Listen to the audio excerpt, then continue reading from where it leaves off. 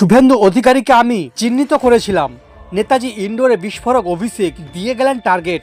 আগামী বছর বিধানসভা নির্বাচন, তার আগে নেতাজি ইন্ডোর স্টেডিয়ামে দলের সমাবেশ ডেকেছিলেন তৃণমূল সর্বোচ্চ নেত্রী মমতা বন্দ্যোপাধ্যায়। 2026 সালের বিধানসভা নির্বাচনের আগে সংগঠনের সর্বস্তরে ঝাঁকুনি দিতে চান তিনি। তৃণমূলের অন্দরে অনেকের মতে নেতাজি ইন্ডোরের এই বৈঠক থেকেই বিধানসভার লক্ষ্য বেঁধে দেবেন মমতা।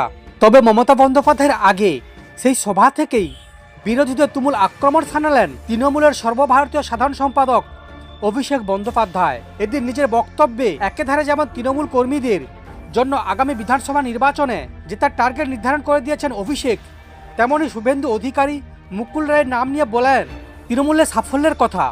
অভিষেক বলেন, অনেকে সংবাদ মাধ্যমে টিকে থাকবেন বলে দলের শৃঙ্খলা মানছেন না। আমি এমএলএ, মুখপাত্র বা সাংসদ এভাবে ক্ষমতা দেখাবেন না।